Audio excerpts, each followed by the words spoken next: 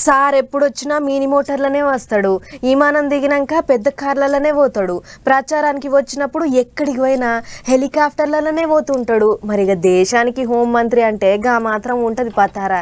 అయితే ఇచ్చంతరమైన ముచ్చటేంటిదంటే ఇంత పెద్ద దేశానికి హోంమంత్రి అయినా సార్కు ఇప్పటి వరకు సొంత కారే లేదట.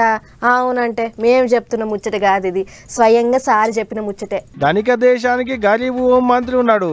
అవు మరి దేశానికి హోం మంత్రి అయిన అమిత్ షా సార్కు ఇప్పటిదానిక సొంతంగా కారు కూడా లేదట. సారు పొద్దంతా చెమటోడి షెడ్డి రైతేనట. అవు ఇది నేనంటున్న ముచ్చట కాదు, ఓట్ల ముంగట అఫిడవిట్ల సారు రాసిచ్చిన ముచ్చటే ఇదంతా. అవ్వయ్యలు తాతలు ముత్తాతలు పంచిచ్చిన ఆస్తే ఉన్నదట గాని ఆయన సొంతంగా సంపాదించిందేం లేదు, సంపాదించుకుందేం లేదన్నట్టే రాసుకొచ్చిండు సారు. అట్లా మొత్తం కలుపుకొని సారుకు ఒక్క 36 కోట్ల విలువ చేసేటి ఆస్తులే ఉన్నాయట. అట్టని అలా ఇంటి ఆమె పేరు మీద ఏమన్నా గిట్టున్నదేమో అనుకునేరు.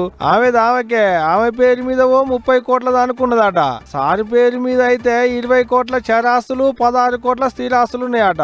అంతేకాదు చేసిన అప్పులు ఎన్ని ఉన్నాయి, కట్టాల్సిన బకాయిలు ఎన్ని ఉన్నాయో కూడా రాసుకొచ్చిండు సారు. ఆయన పేరు మీద 15 లక్షల మీద అప్పు ఉంటే అలా ఇంటి ఆమె పేరు మీద 26 లక్షల కంటే మీదనే అప్పులున్నాయట. అంతేకాదు ఏడాదికి సారు 75 లక్షల దాకా సంపాదించితే అలా ఇంటి ఆమె 39 లక్షల దాకా సంపాదిస్తుందట. ఇట్లా నేనంటున్న మాట ఏం లేదు, నా సొంతంగా రాసిన రాతలేం లేవు, అన్ని సార్ చెప్పిన ముచ్చట్లే, సార్ రాసిచ్చిన రాతలే.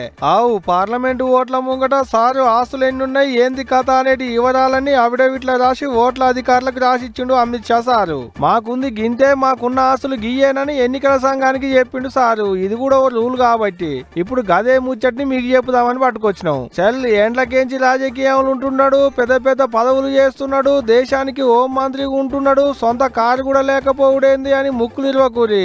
ఆయన చెప్పిందే నమ్మాలే, చెప్తుంటే వినాలే. మనం పోయి చూసిన వాళ్ళం కాదు, కుల్లం వాళ్ళతో ఉన్నోళ్ళం కాదు. అంతా మంచిగానే ఉన్నది కానీ మరి సార్ ఇన్నొద్దులు తిరిగిన కార్లేవలి కావచ్చు, తిరిగేటి గాలి మోటార్ల కిరాయికేవులు కడుతుండొచ్చునో. ఇక సరే తిరిగి కదంతా మనకెందుకు.